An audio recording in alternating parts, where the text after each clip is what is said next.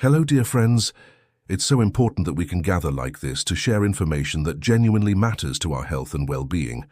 Today, I want to talk about something that touches many of our lives, something often seen as a simple solution to everyday aches and pains.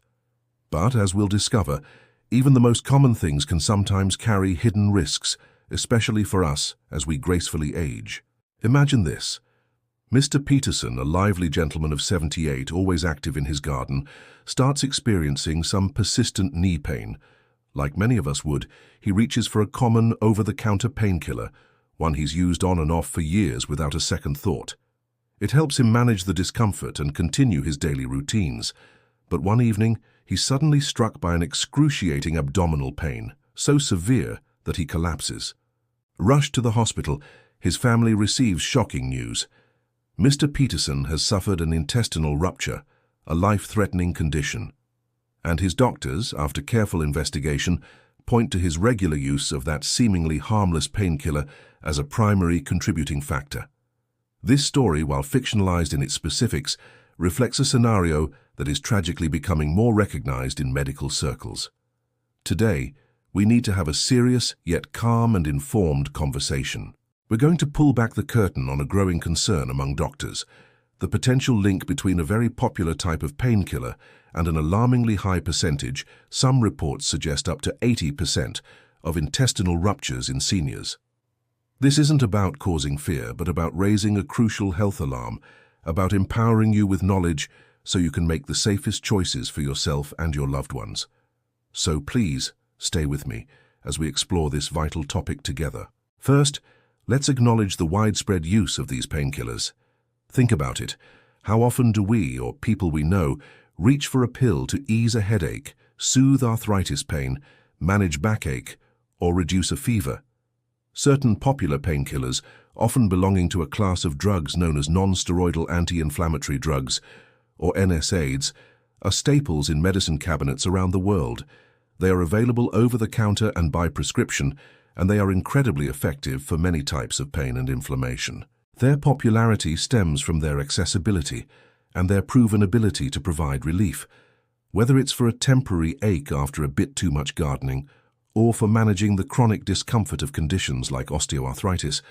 These medications have become an integral part of modern pain management. For many, they represent a way to maintain an active lifestyle, to keep doing the things they love without being constantly held back by pain. You can find them in almost every pharmacy, every supermarket. Their names are familiar, their packaging reassuring. This very familiarity and ease of access can sometimes lead us to underestimate their potential downsides, especially with long-term or high-dose use, and particularly in older adults whose bodies may process medications differently. The convenience is undeniable, but as we'll see, it's vital to balance that convenience with a clear understanding of the risks involved. Now let's address the heart of today's discussion, the doctor's growing concern and that startling figure, the suggestion that a specific type of popular painkiller might be implicated in as many as 80% of intestinal ruptures occurring in seniors. This is a deeply worrying statistic, and it's emerging from observations and studies where physicians are seeing a pattern. When older patients present with a sudden, severe abdominal crisis, like a perforated bowel, a frequent common denominator in their medical history is the use of these widely available painkillers. It's important to understand that this 80% figure, while dramatic and certainly a cause for serious attention, may represent the high end of estimates from certain studies or clinical observations focusing on specific populations or types of ruptures. The exact percentage can vary depending on the research methodology and the specific drugs being examined. However, the consistent thread across numerous medical reports and warnings from gastroenterologists, specialists in digestive diseases, is that this class of painkillers significantly increases the risk of serious gastrointestinal complications, including ulcers, bleeding, and yes, perforation or rupture of the stomach or intestines. Why are seniors particularly vulnerable? As we age, our bodies undergo several changes. Our kidney and liver function, which are crucial for processing and eliminating medications, may become less efficient. The lining of our gastrointestinal tract can become more fragile and less able to repair itself quickly. We are also more likely to be taking multiple medications for various conditions, which can increase the risk of drug interactions and side effects. All these factors can make older adults more susceptible to the damaging effects of these common painkillers on their digestive system. Doctors are raising the alarm because an intestinal rupture is not a minor issue. It's a surgical emergency with potentially devastating consequences. The fact that a medication taken so commonly for pain relief could be a major contributor to such a severe outcome is why this topic demands our urgent attention.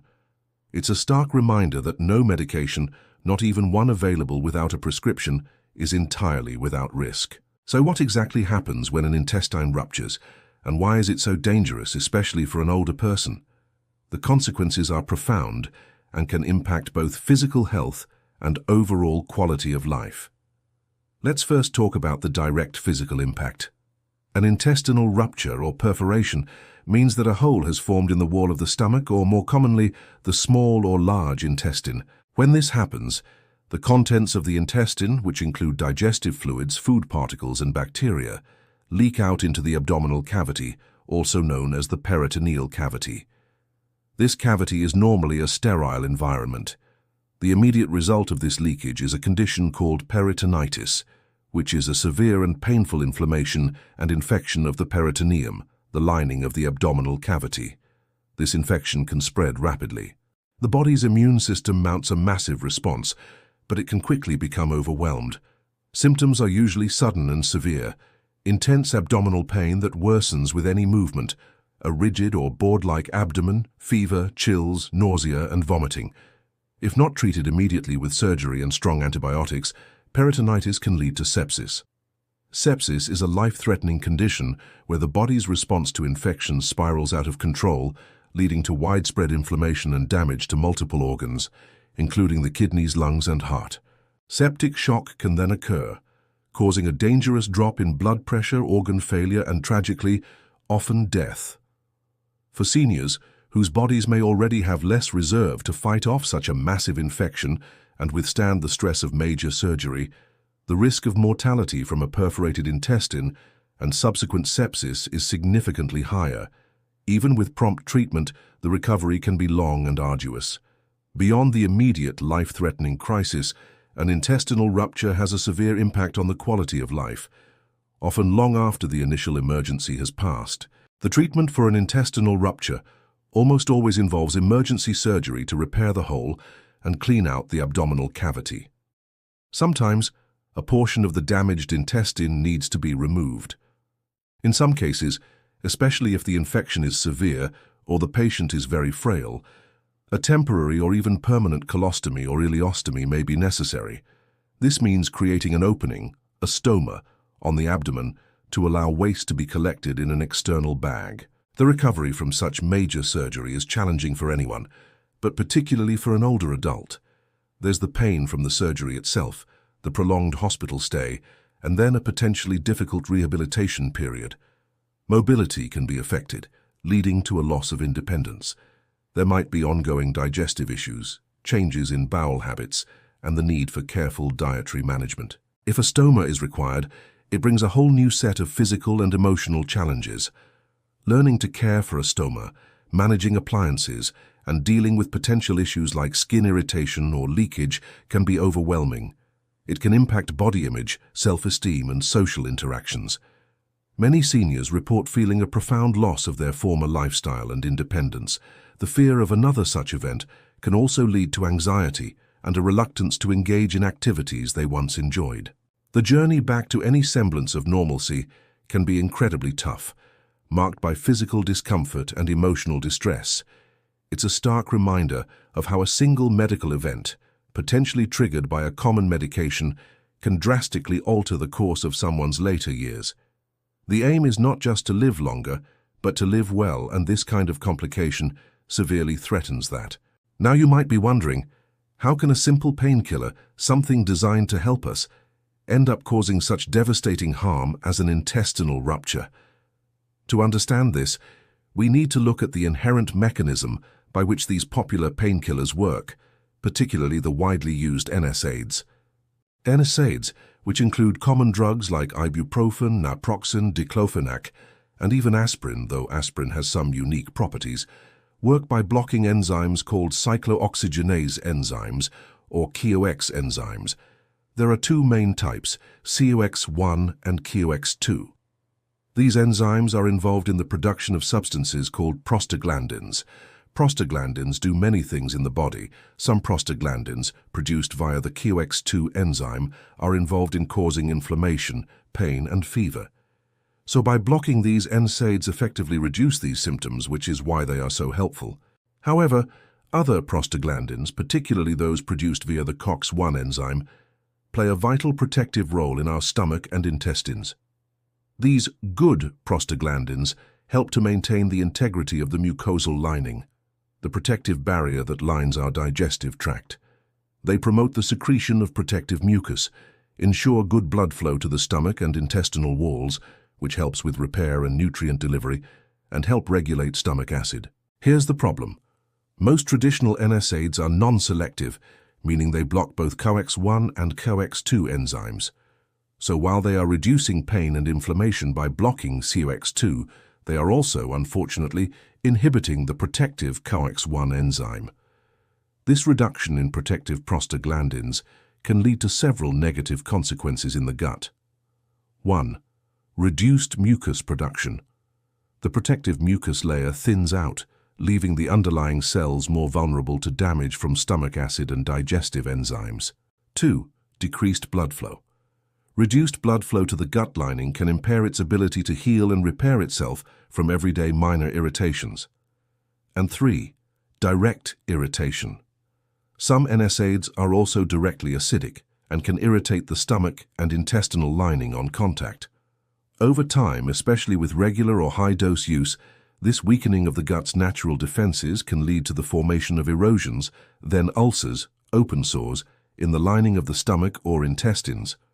These ulcers can bleed, causing symptoms like black, tarry stools or vomiting blood, and in the most severe cases, an ulcer can erode completely through the wall of the intestine, leading to a perforation, a rupture. It's like continually chipping away at a protective wall. Eventually, that wall can weaken and break. For seniors whose gut lining might already be thinner or slower to repair, or who might be taking other medications like corticosteroids or certain anticoagulants that can also increase ulcer risk, the danger is compounded. Even enteric-coated NSAIDs, designed to bypass the stomach and dissolve in the intestine, can still cause damage further down in the digestive tract because their systemic effect of inhibiting prostaglandins still occurs once they are absorbed into the bloodstream. Understanding this mechanism helps us see why these everyday painkillers are not as benign as they might seem, especially with prolonged or unmonitored use. To bring this issue into sharper focus, let's consider a few more real-life scenarios and illustrative case studies, anonymized, of course, but reflecting the kinds of situations doctors encounter. These stories help us move beyond statistics and see the human impact. Consider Mrs. Eleanor Vance, an 82-year-old retired teacher who prided herself on her independence. She managed her arthritis pain with a commonly prescribed NSAID, taking it daily as per her old prescription, sometimes increasing the dose on bad days without consulting her doctor anew. One morning, she experienced a sudden sharp pain in her abdomen, accompanied by nausea. Dismissing it initially as indigestion, the pain rapidly intensified. Her daughter found her pale and clammy. At the hospital, a CT scan revealed a perforated duodenal ulcer. Emergency surgery was performed, and a section of her intestine was repaired. Mrs. Vance spent over 2 weeks in the hospital, battling a post-operative infection. Her recovery at home was slow, requiring extensive nursing care and physiotherapy.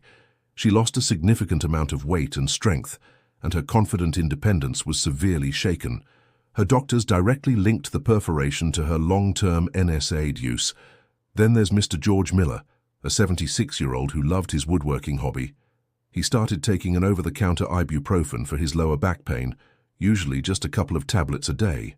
Over several months, he began to experience vague abdominal discomfort and occasional heartburn, which he treated with antacids. He didn't connect these symptoms to his painkiller use. One afternoon, while lifting a piece of wood, he felt a tear-like sensation in his stomach, followed by an overwhelming pain. He was diagnosed with a perforated gastric ulcer. His surgery was complicated by his pre-existing heart condition. While he survived, his recovery was fraught with setbacks, including pneumonia. He had to have a feeding tube for several weeks and faced a long, uphill battle to regain even a fraction of his former strength. His woodworking tools now gathered dust. And one more. Ms. Agnes Lee, 79, was prescribed a potent NSAID for severe knee osteoarthritis to help her remain mobile. She was also on a low-dose aspirin for heart health. The combination, which isn't uncommon, significantly increases the risk of gastrointestinal bleeding and perforation. Despite being warned to take a stomach-protecting medication alongside her NSAID, she sometimes forgot or thought she didn't need it if her stomach felt fine. She developed a bleeding ulcer that eventually perforated. The internal bleeding was so severe that she required multiple blood transfusions before and after her emergency surgery. Her convalescence was long, and she now lives with a permanent colostomy, a change that has deeply affected her social life and self-image. These stories, and countless others like them, highlight a few critical points. The insidious nature of the damage, the fact that both prescription and over-the-counter versions carry risk, the increased danger with higher doses or longer-term use, and the devastating impact these events have on the lives of seniors and their families. They underscore why understanding how to use these medications correctly or find alternatives is paramount.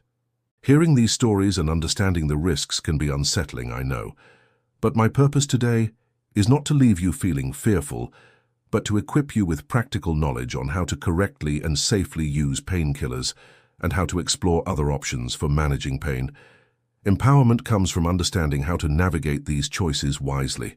First, and this is the golden rule, always, always consult your doctor. Heed medical advice. This is non-negotiable, especially for older adults. Before you start taking any new painkiller, whether it's over-the-counter or prescription, or if you're considering changing the dose of one you already use, have a conversation with your doctor or a qualified healthcare provider. Your doctor can assess your specific health situation. They know your medical history, what other conditions you have, and what other medications you're taking. This complete picture is crucial. They can help you weigh the potential benefits of the pain relief against the potential risks, especially the gastrointestinal risks we've discussed. If an NSAID is deemed necessary, the guiding principle is to use the lowest effective dose for the shortest possible time. Your doctor can help determine this. In some cases, if an NSAID is essential for long-term use, your doctor might prescribe another medication alongside it to help protect your stomach, such as a proton pump inhibitor. If you are on long-term painkillers, your medication regimen should be reviewed regularly by your doctor. Your needs might change. Never self-prescribe or rely on old prescriptions without a current medical consultation. Your doctor is your most important partner in medication safety. Second, pay close attention to the medication information. Become familiar with the drug label and patient leaflet. Every medication, whether prescription or over-the-counter, comes with important information that you should read and understand. Don't just pop the pill and discard the box. Read the label carefully. Look for the active ingredients. Understand the recommended dosage, how much to take, how often, and the maximum daily dose. Never exceed it. Note potential side effects. The leaflet will list common and serious side effects. Be aware of warnings related to stomach problems. If you experience any concerning symptoms, stop the medication and contact your doctor immediately. Check for contraindications and warnings. This section tells you who shouldn't take the medication or who should use it with extreme caution. Drug interactions. The leaflet may list common drug interactions. It's vital your doctor and pharmacist know all medications and supplements you take. How to take it. Some painkillers are best taken with food to reduce stomach upset. Follow these instructions. If anything in the leaflet is unclear, ask your pharmacist. They are an excellent and accessible resource for medication information. Taking a few minutes to understand your medication can save you a lot of trouble. Third, explore other pain relief alternatives. Consider non-drug approaches. While medications can be very effective, they are not the only solution for pain management. For many types of chronic pain, non-pharmacological approaches can be incredibly helpful. Physical therapy. A physical therapist can design an exercise program to improve strength, flexibility, and range of motion, which can significantly reduce pain. Heat and cold therapy. Applying heat can help relax sore muscles. Cold packs can reduce inflammation and numb acute pain. Massage therapy. Therapeutic massage can help relieve muscle tension, improve circulation, and reduce pain. Acupuncture and acupressure. These traditional Chinese medicine techniques have been found effective for various types of pain for some individuals. Mind-body techniques.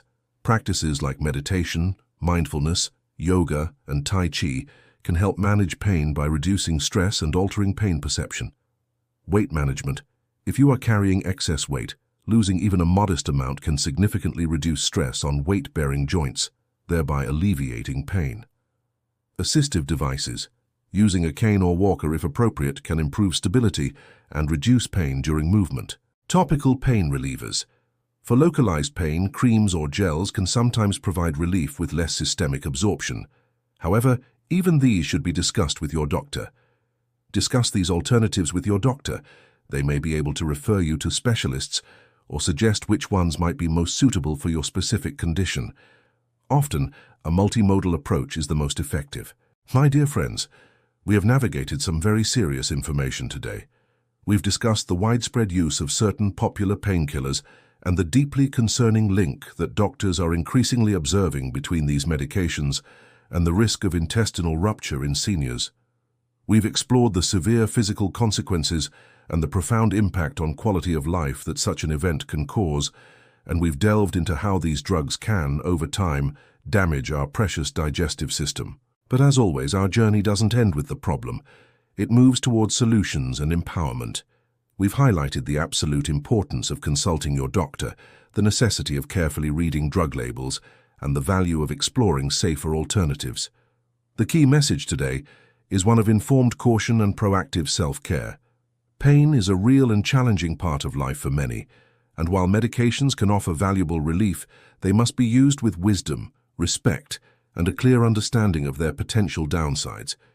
That common painkiller sitting in your cabinet needs to be viewed not just as a quick fix, but as a potent substance that requires careful consideration. Please take this information to heart. If you are regularly using painkillers, especially NSAIDs, make an appointment to discuss this with your doctor. Ask questions, voice your concerns, ensure your current regimen is still the safest for you. Encourage your friends and family members, especially older loved ones, to do the same. Your health is your most valuable asset. Guard it well. By being informed, by being vigilant, and by working closely with your healthcare providers, you can significantly reduce your risk and continue to live a life of vitality and well-being. Let us champion medication safety for ourselves and for those we care about. Thank you for joining me in this important conversation. Your willingness to listen and learn is a testament to your commitment to your health. Until next time, please stay safe, stay informed, and take very good care.